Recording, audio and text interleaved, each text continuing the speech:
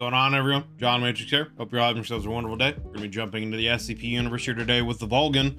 We're going to be checking out SCP-1264, Resurrected Wreckage, Keter Class, Hostile Aquatic SCP. Again, this is by the Vulcan. Links will be down below in the description as always, to the original video without my commentary and reaction, and to the Vulcan's channel. Please do me a favor, if you enjoyed this video, be sure to go over there and give it a like and hit that sub button on his channel if you haven't already. And show the man some love and support. He makes a lot of great content in the SCP universe. Definitely deserves it. If you'd like to join us as I'm doing these reactions live with my YouTube members, like I'm doing right now, there's a join button underneath the video, as well as a link in the description to the YouTube members' benefits and tiers that I offer. You can get priority on any kind of reaction requests, early access to videos, members only Discord channels, etc. So check all that stuff out, see if it would have any interest for you. If you've been on their channel for a while and want to take your support to the next level. With all that said, let's jump in the video. Again, this is SCP-1264, Resurrected Wreckage, Keter Class, Hostile Aquatic SCP by the Vulcan. Play him up, let's go.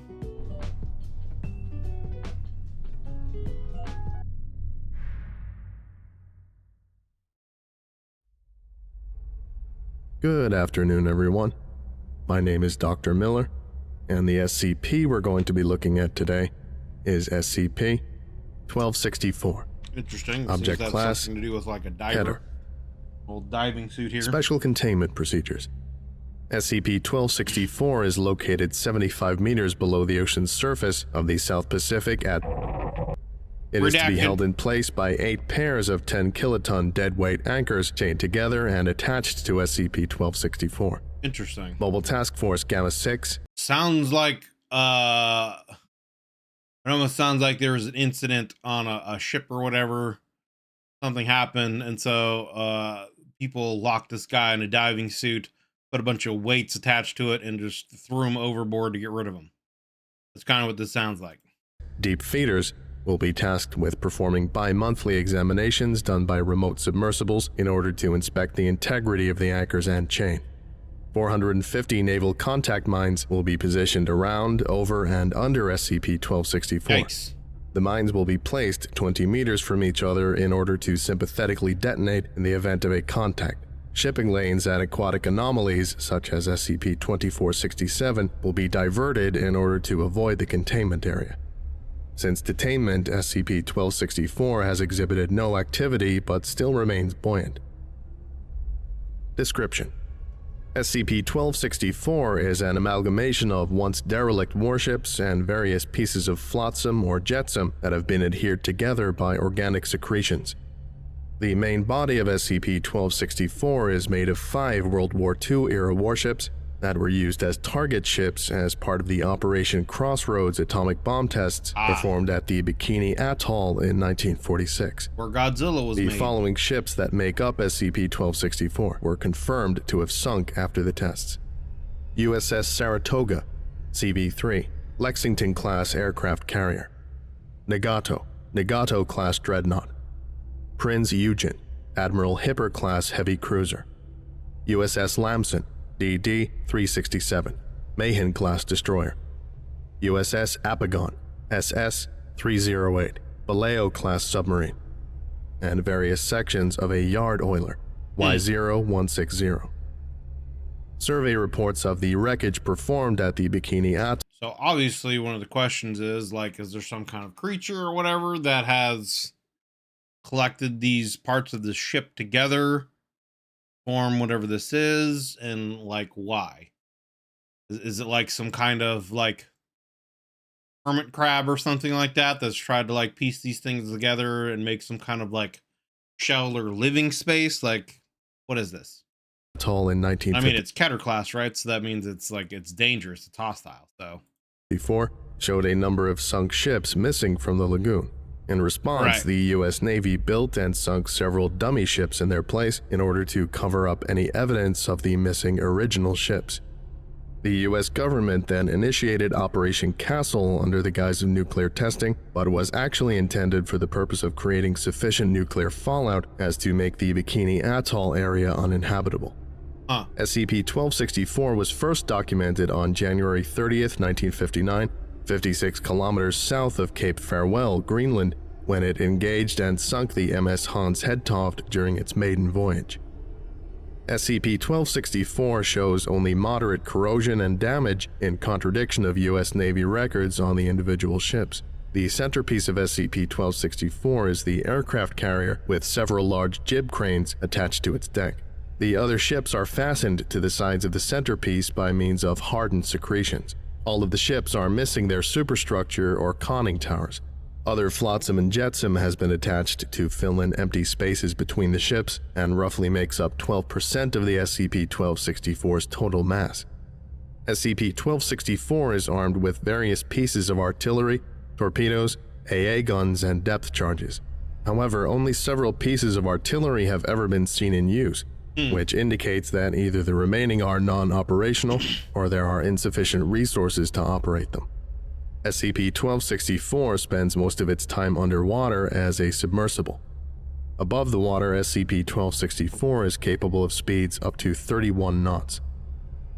SCP-1264 is maintained by a crew that has been designated SCP. What? There's a crew attached to this? What is happening?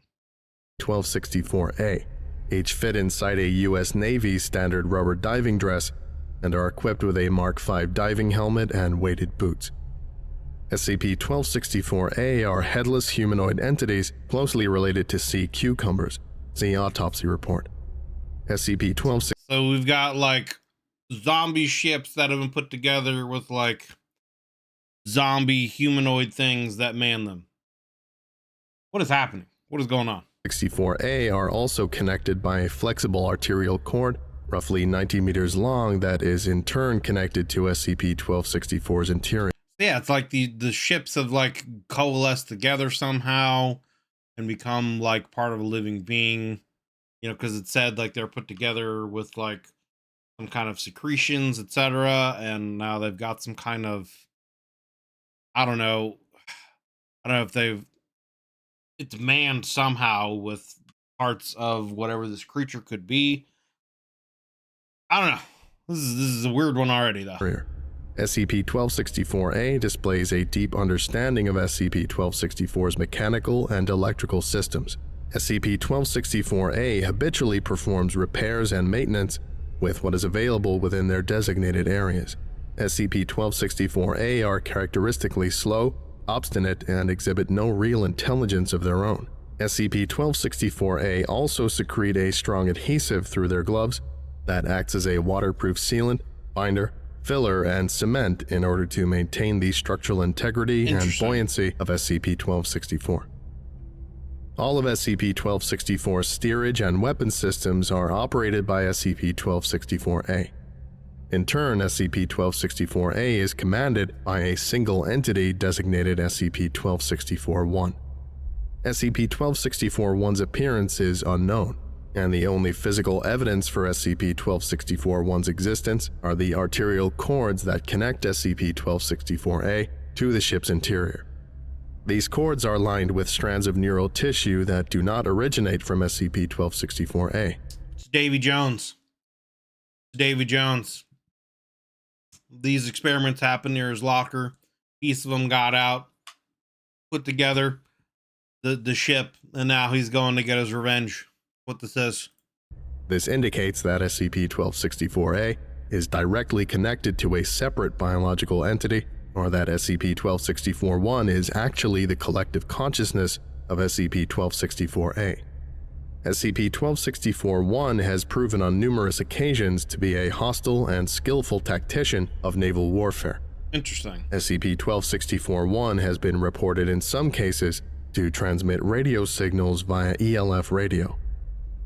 To date, SCP-1264-1 has engaged civilian and military vessels and has sunk of them, though SCP-1264-1 has shown a preference for passenger ships over other vessels. Interesting. After the destruction, so I would assume it wants to go after the passenger ships because it'll probably want to, you know, feed on the passengers, right? That's food for it, I would assume. And or possibly to like take the passengers and turn them into whatever their little headless sea cucumber things are to like man the vessels. You know, add more crew to it. Potentially both. Construction of a vessel, SCP-1264-A will then throw fishing nets on top of survivors floating in the water.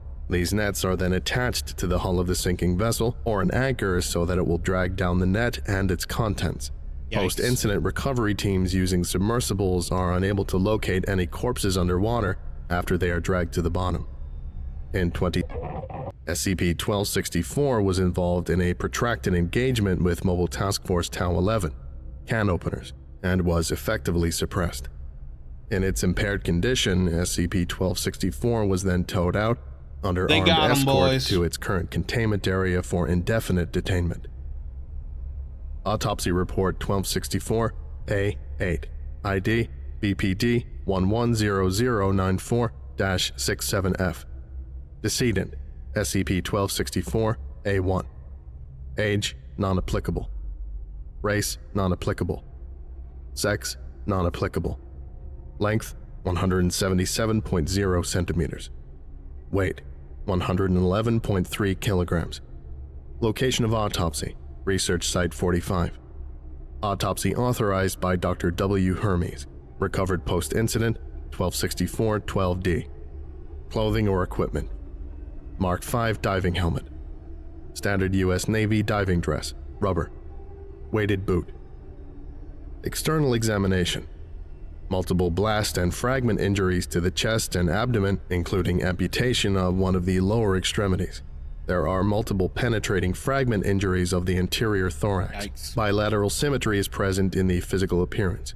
4 extremities branch out from the central body, 2 upper and 2 lower. The upper extremities branch out again into 4 smaller distal appendages. This allows the subject to operate inside the suit by taking on a nearly humanoid form. History: injured by explosive munitions. Gross description: skin. A membranous epidermis and dermis are both present. A thin layer of calcified structures lies. It's interesting, right, that like it has to make these things in the suit, like, you know, like it seems like there's obviously some kind of central organism, brain, being, or whatever, and then it sends these tendrils out to create these, you know, worker bees, I guess, for lack of a better term, you know, worker drones or whatever. And I guess, you know, it's using the suit and putting these things in the suits, obviously, to man the ship. It's just interesting that it has to use the suits, right? Like it couldn't just, you know, it couldn't just use its own tendrils as a ways of manning, you know, and maintaining the ship itself. It actually has to like create these humanoid figures in these suits in order to actually run things. I don't know. I just find that kind of strange that it has to do that and it can't just like man or maintain the ship itself without having to do that. Like, I wonder what the significance of that is, if there is any, you know, at all. Lies below the dermis and is made of isolated microscopic ossicles joined by connective tissue. Head and neck. Head is totally absent. Mark V diving helmet is only filled with seawater and detritus. The open neck actually serves as the anus, expelling waste into the helmet. Nice. Skeletal system.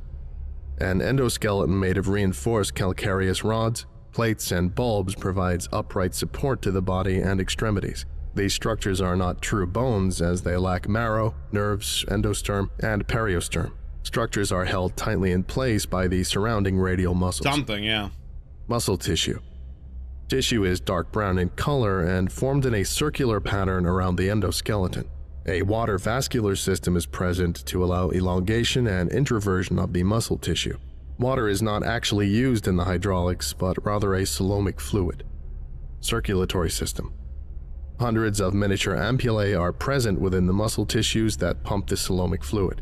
And like it's crazy because like it's actually created this like sophisticated like body system in this suit. There's an actual muscular system, skeletal system, circulatory system, respiratory, digestive system, you know, so I don't know, like it's just interesting that it seems like it has to do this.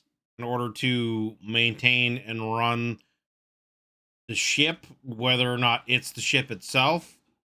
I don't know. It's just interesting that it has to do that instead of, like I said, like it can't just spread its own tendrils out and, you know, do things that way. It has to like actually inhabit these suits and create these like parasitic organisms to do it, you know? Phagocytic celomocytes, somewhat similar in function to the white blood cells of vertebrates, are... Well, and it also makes me wonder, like, if whatever this anomaly is it derived from a person? And so, like, it makes me wonder if it was derived from someone who was, like, a naval officer or a naval person. So, like, it still thinks it's human in some form. And so, like, it's creating these parasite suit things as a way of, like, I don't know, keeping that like part of its humanity or something, I guess, you know what I mean? Because then it has like sailors to, you know, tell what to do and actually run a ship like it would, you know, a naval vessel, you know, I don't know. Are formed within the haemal vessels. Yeah. And travel throughout the body cavity via coelomic fluid. These coelomocytes also seem to be responsible for carrying the hemoglobin. Respiratory and digestive system. Oxygenated and deoxygenated coelomic fluid is circulated via the arterial cord protruding from the dorsal side. This cord is the body's lifeline for both oxygen and nutrition, similar to a fetus connected to the mother's placenta. And I mean, it sounds like these parasitic organisms, suit things, whatever, could be killed like a normal person could be, right? Like, it sounds like you could injure it enough to where you could just kill these things. And then, so like, what effect does that have on the overall creature, organism, whatever, if any? Body cavity lacks gills. Like, I would assume it would just be able to make more, but like, does it injure it? How long is the process for it to make more? Does it require like food and other resources so it could like reproduce these things, or can it just like regenerate these things at will, you know? And stomach. The cord directly branches off into the intestines and major vessels once inside the body. Nervous system. Brain is completely absent. Nerve tissue stems from the thin notochord-like structure that is included in the arterial cord. Small eye spots are present on the distal upper appendages. Other comments. A system of interconnected glands fills the entire ventral thoracic cavity. These glands are responsible for secreting the specialized adhesive. Secretions are then pumped through the upper extremities and out the distal orifices. Other lab procedures: toxicology, photography, X-ray, and microscopic examination. Disposition of evidence: toxicologist, vitreous and fluids. Lead investigator, clothing and equipment. More custodian, body.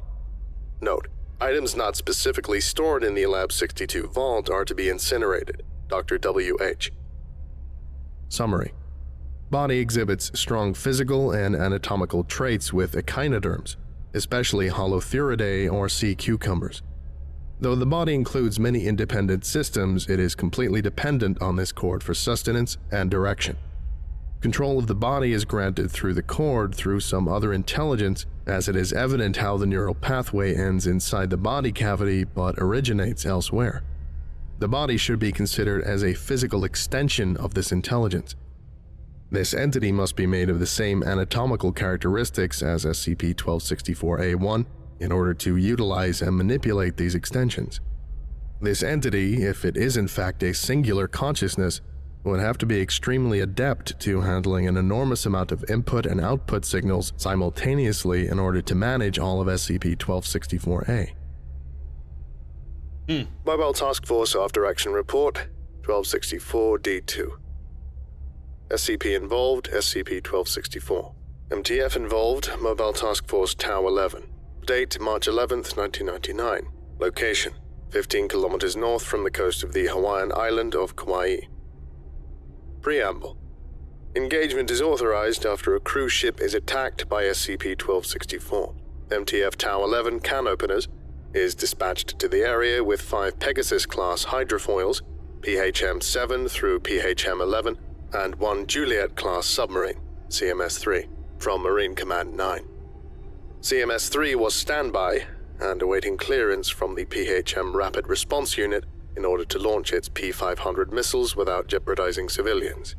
Upon arrival of the PHM unit, the cruise ship was on fire and taking on water while... It's almost like this creature is like a pirate. You know what I mean? It almost sounds kind of like a pirate, like vessel thing. It's going after passenger ships, it seems like I said, because I would assume it's wanting them for consumption, for matter, you know, food, and or maybe it needs to use them in some way to create more of these manned suits. But it almost sounds like it's like a pirate vessel just going out and marauding things, you know, until these guys were able to subdue it. Listing steeply to port. SCP-1264-A was seen from a large opening on the starboard side, throwing fishing nets over the survivors in the water. Yeah, it's like it throws fishing nets over the survivors to like round them up like you would fish, right? You know, and then as it goes underwater, it drags them down, and obviously they'll die. So I would assume it does that. And they never, I think they said in the article here, they've never found any bodies once that happens. So I would assume, yeah, it consumes them and uses them for food. 1301. MTF Tau 11 PHM unit made contact with SCP-1264, while SCP-1264-A attempted to ensnare the survivors. PHM-7 and PHM-9 then broke formation to engage SCP-1264-A directly using their 76mm guns. SCP-1264-A was quickly suppressed as PHM-7 and PHM-9 fired along SCP-1264's starboard hull. 1303. PHM-8, 10, and 11 fired their harpoon missiles directly into the stern of SCP-1264 from a distance of 750 meters away. SCP-1264 was hit and took damage to 2 of its rudders. 1304. SCP-1264's port side turrets all turned 90 degrees to their 9 o'clock position just before SCP-1264 rapidly dove into the water. Afterwards, underwater explosions and floating debris was seen trailing off to the west. PHM-7 and PHM-9 investigate. During this time, CMS-3 made positive radio communication with SCP-1264-1. See addendum. Behind the remaining 3 PHMs, SCP-1264 partially resurfaced, just enough to expose its port-side turrets. SCP-1264 was positioned with the PHM's starboard hull directly in its line of fire. 6 of the port battery's 140mm guns fired into the 3 PHMs, effectively destroying them. PHM-7 then relayed to CMS-3 that SCP-1264 was clear of the civilians. CMS-3 then launched 2 P-500 missiles targeted at SCP-1264. 1311. SCP-1264 then began to move towards the capsizing cruise ship and fired 2 of its 410mm guns at the exposed bilge keel at a distance of only 175 meters. The ship exploded and splintered into several sections. SCP-1264 then plowed through the floating debris. The P-500 missile's active radar was unable to distinguish SCP-1264 from the wreckage, and they missed the target. That's some Hunt for Red October shit right there, man. So yeah, I mean, obviously, like they mentioned, this creature seems to have a good idea of naval tactics and capabilities. 1313. SCP-1264 launched Mark 14 torpedoes at PHM-7 and PHM-9. SCP-1264 collected the remaining nets of ensnared passengers and dove underwater for a second time. Both PHMs easily outmaneuvered the torpedoes. CMS-3 was then ordered by Marine Commando 9 to track SCP-1264 with sonar and pursue. The remaining PHMs attempted to retrieve any survivors left in the water that were able to avoid the nets. Only 19 of 215 bodies were recovered from the scene. 1510. CMS-3 lost contact with SCP-1264 55 kilometers northeast of the incident. Addendum.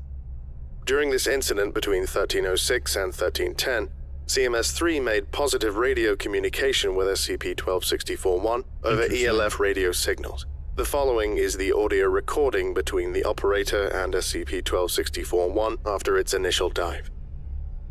Playing log now. Unknown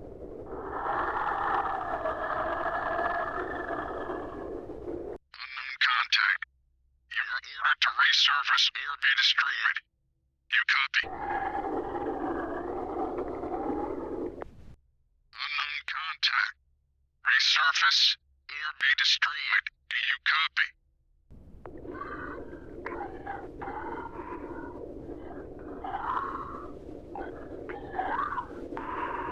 Unknown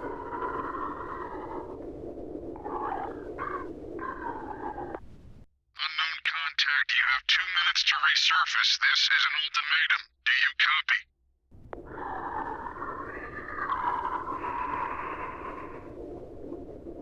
Unknown contact, respond.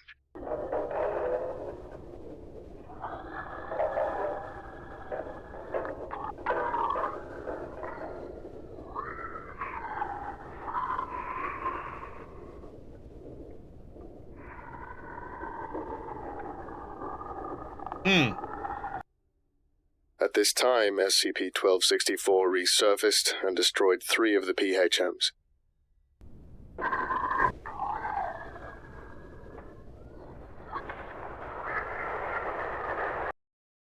So yeah, it almost seems like someone, a sailor, a pirate captain, or something like that, may have like drowned, been killed, or something like that. Maybe a World War II captain or whatever, and then got taken over by some kind of maybe anomaly or some other kind of sea creature, parasite got into it or whatever. You know what I'm saying? And now is doing all this. I don't know, it's interesting because obviously it knows language and can speak, it knows naval tactics, it also knows the capabilities and understands what missiles and cannons and things are. It has torpedoes and guns of its own. So I don't know, yeah, it's interesting. End log. I mean, yeah, obviously. Post-encounter summary. The survivors were debriefed and given Class B amnestics before being handed over to the U.S. Navy. A cover story was distributed through the media that the cruise ship sunk after suffering a catastrophic engine fire, which killed almost all of the passengers. A false investigation of the accident was also initiated in order to suppress growing public suspicion. On June 8, 1999, SCP-1264 was reported and photographed by a fishing trawler in the Indian Ocean. Photos were intercepted and revealed that all damage done to SCP-1264 during Incident 1264-D2 had been repaired. Additional spending was later approved for MTF Tau 11 for expanding its fleet to include aerial support, acquisition of heavier armament, and installation of passive sonar buoys at strategic locations. End of file. End of file. All right, well, there we go. Dr. Miller. Article is written by Lurk D. Links are in the description. All right, well, there we go. That was SCP-1264 Resurrected Wreckage, Keter Hostile Aquatic SCP by the Volgan.